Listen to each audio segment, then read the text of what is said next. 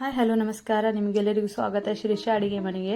ಇವತ್ತು ನಾವು ಕರಿಬೇವಿನ ಚಟ್ನಿಯನ್ನು ಮಾಡ್ತಾ ಇದ್ದೇವೆ. ಇದನ್ನು ಮಾಡೋದು ತುಂಬ ಈಸಿ. ಇದನ್ನು ಒಂದು ಸರ್ತಿ ನೀವು ಊಟದಲ್ಲಿ ಟ್ರೈ ಮಾಡಿ ನೋಡಿ. ಇದನ್ನು ಒಂದು ಸರ್ತಿ ತಿಂದರೆ ನಿಮಗೆ ಇದು ಊಟದಲ್ಲಿ ಇಲ್ಲ ಅಂದರೆ ನೀವು ಊಟನೇ ಮಾಡೋದಿಲ್ಲ, ಅಷ್ಟು ಟೇಸ್ಟಿಯಾಗಿ ಇದು ರೆಡಿ ಆಗುತ್ತೆ. ಅದೇ ರೀತಿ ಇದು ತಿನ್ನೋದ್ರಿಂದ ನಿಮಗೆ ಎಷ್ಟು ಹೆಲ್ತಿಗೆ ಬೆನಿಫಿಟ್ ಇದೆ ಅಂದರೆ ನಿಮ್ಮ ಕೂದಲಿನ ಹೇರ್ ಗ್ರೋತ್ ಕೂಡ ಚೆನ್ನಾಗಿ ಆಗುತ್ತೆ. ಅದೇ ರೀತಿ ನಿಮ್ಮ ಸ್ಕಿನ್ ಕೂಡ ಅಷ್ಟೇ ಚೆನ್ನಾಗಿ ಇರುತ್ತೆ. ಇದರಿಂದ ತುಂಬ ಬೆನಿಫಿಟ್ಸ್ ಇದೆ. ಇದನ್ನು ಚಟ್ನಿ ರೀತಿಯಲ್ಲಿ ನೀವು ಸೇವನೆ ಮಾಡೋದ್ರಿಂದ ಕರಿಬೇವು ಕೂಡ ನಿಮ್ಮ ಹೆಲ್ತಿಗೆ ತುಂಬಾ ಬೆನಿಫಿಟ್ ಕೂಡ ಆಗುತ್ತೆ. ಅದೇ ರೀತಿ ನೀವು ಇದನ್ನು ಟೇಸ್ಟಿಯಾಗಿ ಚಟ್ನಿಯಾಗಿ ಇದನ್ನು ರೆಡಿ ಮಾಡಿ ತಿಂದರೆ ಒಂದು ಸರ್ತಿ ಟ್ರೈ ಮಾಡಿ ನೋಡಿ. ಇದನ್ನು ಊಟದಲ್ಲಿ ಇಲ್ಲ ಅಂದರೆ ನೀವು ಊಟನೇ ಮಾಡೋದಿಲ್ಲ, ಆ ರೀತಿಯಾಗಿ ಈ ಚಟ್ನಿ ರೆಡಿ ಆಗುತ್ತೆ. ಎಲ್ಲಕ್ಕಿಂತ ಮೊದಲು ನಾನು ಇಲ್ಲಿ ಕರಿಬೇವು 2 ಸೂಡಿದಷ್ಟು ತಗೊಂಡು ಅದನ್ನು ಚೆನ್ನಾಗಿ ವಾಶ್ ಮಾಡಿ ಇದನ್ನು ಚೆನ್ನಾಗಿ ನೀರನ್ನು ಬಸಿಲಿಕ್ಕೆ ಇಟ್ಟಿದ್ದೇನೆ. ಇದನ್ನು ನೋಡಿ, ಅಲ್ಲಿವರೆಗೂ ನಾನಿಲ್ಲಿ ಒಂದು ಪಾತ್ರೆಯಲ್ಲಿ 1 ಸ್ಪೂನಷ್ಟು ಆಯಿಲ್ ಹಾಕಿ ಇದರಲ್ಲಿ ಉದ್ದಿನ ಬೇಳೆ 1 ಸ್ಪೂನ್ ಹಾಕಿ ಇದನ್ನು ಚೆನ್ನಾಗಿ ರೋಸ್ಟ್ ಮಾಡಬೇಕು. ಇದನ್ನು ಎಲ್ಲಿವರೆಗೂ ರೋಸ್ಟ್ ಮಾಡಬೇಕಂದ್ರೆ ಇದರ ಸ್ಮೆಲ್ ಒಂಥರ ಡಿಫ್ರೆಂಟಾಗಿ ಬರುತ್ತೆ. ಅಲ್ಲಿವರೆಗೂ ಇದನ್ನು ಚೆನ್ನಾಗಿ ಹುರಿಬೇಕು. ಅದರ ಸ್ಮೆಲ್ ಬರ್ತಾ ಇದ್ರೆ ಗೊತ್ತಾಗುತ್ತೆ ನಮಗೆ ಇದು ಚೆನ್ನಾಗಿ ರೋಸ್ಟ್ ಆಗಿದೆ ಅಂತ. ಆ ನಂತರ ನಾವು ಅದನ್ನು ತೆಗೆದುಕೊಂಡು ಅದರ ನಂತರ ಇಲ್ಲಿ ನಾವು ಒಂದು 1/2 ಕಪ್ ಅಷ್ಟು ಶೇಂಗಾ ಕೂಡ ತೆಗೆದುಕೊಂಡಿದ್ದೇನೆ. ಇಲ್ಲಿ 1/2 ಕಪ್ ಅಷ್ಟು ಶೇಂಗಾ ಕಾಳನ್ನು ಈ ರೀತಿಯಾಗಿ ಚೆನ್ನಾಗಿ ಆಯಿಲಲ್ಲಿ ಹುರಿಬೇಕು. ಇದನ್ನು ಕೂಡ ಸ್ವಲ್ಪ ಕಲರ್ ಚೇಂಜ್ ಆಗೋವರೆಗೂ ನಾವು ಚೆನ್ನಾಗಿ ಹುರಿಬೇಕು. ಅಂದರೆ ಇದರ ಮೇಲೆ ಸ್ವಲ್ಪನೇ ಕಲರ್ ಚೇಂಜ್ ಆಗಿ ಕಪ್ಪು ಬಣ್ಣ ಬರುವವರೆಗೂ ನಾವು ಇಲ್ಲಿ ಇದನ್ನು ಚೆನ್ನಾಗಿ ಹುರಿಬೇಕು.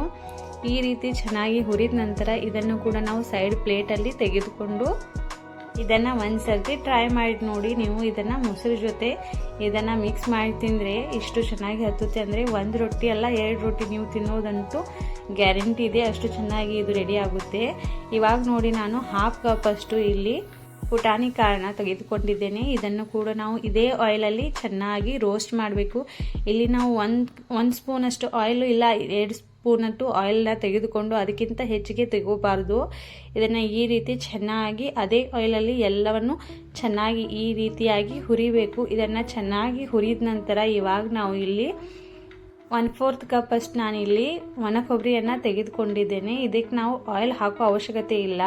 ಇದೇ ರೀತಿಯಾಗಿ ಚೆನ್ನಾಗಿ ನಾವು ಇದನ್ನು ಹುರಿಬೇಕು. ಇದು ಹುರಿದ ನಂತರ ಇದರ ಕಲರ್ ಕೂಡ ಸ್ವಲ್ಪನೇ ಚೇಂಜ್ ಆದ ನಂತರ ನಾವು ಇದನ್ನು ಕೂಡ ತೆಗೆದು ಇವಾಗ ನಾವು 1 ಸ್ಪೂನಷ್ಟು ಜೀರಿಗೆ, 1 ಸ್ಪೂನಷ್ಟು ಕೊತ್ತಂಬರಿ ಕಾಳು, ಅದೇ ರೀತಿಯಾಗಿ 2 ಗಡ್ಡೆಯಷ್ಟು ನಾನು ಬೆಳ್ಳುಳ್ಳಿಯನ್ನು ಈ ರೀತಿಯಾಗಿ ಚೆನ್ನಾಗಿ ಹಾಕಿ ಇದನ್ನು ಕೂಡ ನಾನು ಈ ರೀತಿಯಾಗಿ ಡ್ರೈ ರೋಸ್ಟ್ ಮಾಡ್ಕೋತಾ ಇದ್ದೇನೆ. ಇಲ್ಲಿ ಯಾವುದೇ ರೀತಿಯಲ್ಲಿ ನಾನು ಆಯಿಲ್ನ ಹಾಕೇ ಇಲ್ಲ.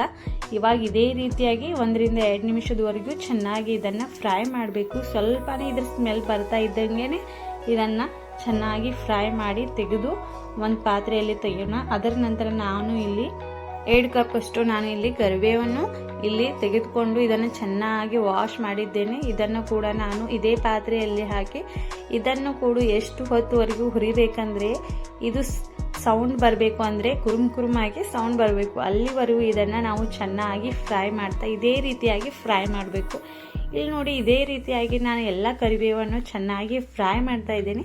ಇದನ್ನು ಫ್ರೈ ಮಾಡಲಿಕ್ಕೆ ನನಗೆ 10 ನಿಮಿಷದಿಂದ 15 ನಿಮಿಷವರೆಗೂ ಟೈಮ್ ತೆಗೆದುಕೊಂಡಿದ್ದೆ. ಇದು ಎಷ್ಟು ಚೆನ್ನಾಗಿ ಹುರಿತೇವಲ್ವ ಅಷ್ಟೇ ರೀತಿ ಚೆನ್ನಾಗಿ ಈ ಚಟ್ನಿ ಕೂಡ ರೆಡಿ ಆಗುತ್ತೆ. ಇವಾಗ ನೋಡಿ, ಇದೆಲ್ಲವನ್ನು ನಾವು ಈ ಮಿಕ್ಸಿ ಜಾರಲ್ಲಿ ಹಾಕಿ ನಾವು ಇದನ್ನು ಚೆನ್ನಾಗಿ ಮಿಕ್ಸಿಯಲ್ಲಿ ಚೆನ್ನಾಗಿ ರುಬ್ಬಬೇಕು. ಇದ್ರಿಗೋಸ್ಕರ ನಾನು ಇಲ್ಲಿ ಎಲ್ಲವನ್ನು ಇದರಲ್ಲಿ ಹಾಕಿ ಇದಕ್ಕೆ 1 ಸ್ಪೂನಷ್ಟು ನಾನು ಉಪ್ಪು ಹಾಕಿದ್ದೇನೆ. ನೀವು ನಿಮ್ಮ ರುಚಿಗೆ ತಕ್ಕಷ್ಟು ಉಪ್ಪನ್ನು ಹಾಕಿ ಅದರ ನಂತರ ಇದಕ್ಕೆ 2 ಸ್ಪೂನಷ್ಟು ನಾನು ಕೆಂಪು ಖಾರದ ಪುಡಿ ಕೂಡ ಹಾಕಿದ್ದೇನೆ.